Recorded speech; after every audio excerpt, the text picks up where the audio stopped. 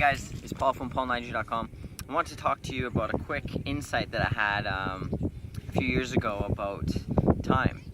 You know, when I was younger, I was always finding a lot of tension and anxiety in my life because I felt like I was playing catch up with everyone else in my social circle. Like a lot of my friends were becoming doctors or even a lawyer, getting married, buying a house, doing all this stuff, and I felt like I was having to play catch up with them.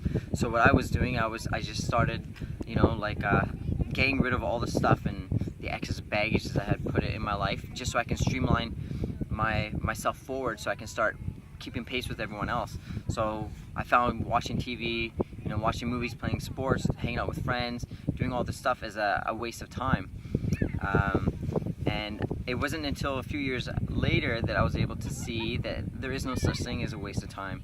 I was able to identify that insight through talking to a friend of mine who is, sharing the details of this past relationship she had gone through, and just looking back and thinking, man, how she wasted time with this guy, and she's not being able to find a guy that she wants to marry, and it's been all this time. And she actually said she wishes she had found someone in her life that would actually bring value to her life. I was like, how can you say that? Like, every person that you have ever met in your entire life has brought you to become this person you are here today. Like, every person that you meet and greet, think about, or share a moment with is there to help define your character and help you move in the direction that you were meant to be moving in. And I gave her the example of watching a movie. So when you watch a movie, a duration of movies maybe about 2 hours. So if you take the movie about boxing, for example, there's going to be some parts of the movie where they're not going to be inside the gym, they're not going to be inside the ring, it's going to be doing other things outside of boxing, and yet they still exist in the movie because they add value to the story. And this is no different from our part of our life. Instead of being a 2-hour movie, we've got like 60 to 90 years that we're going to be living. We don't know when the story ends, but we got to understand that every moment, every encounter that we have in our life does have value, and it does add to the story.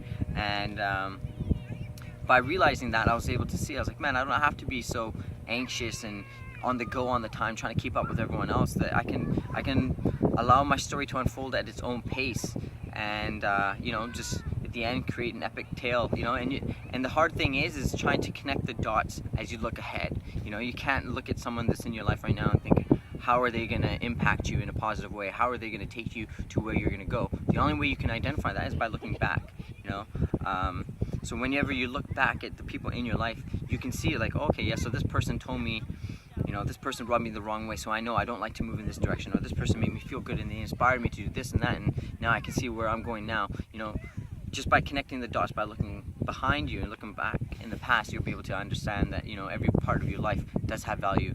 Every thought, every encounter that you have through experience or through an individual, it's there for a reason. So yeah, I hope that helps provide some insight into releasing some anxiety and stress in your life. Check out my full blog on my website, www.paulniger.com. My last name is Nijar. Thanks.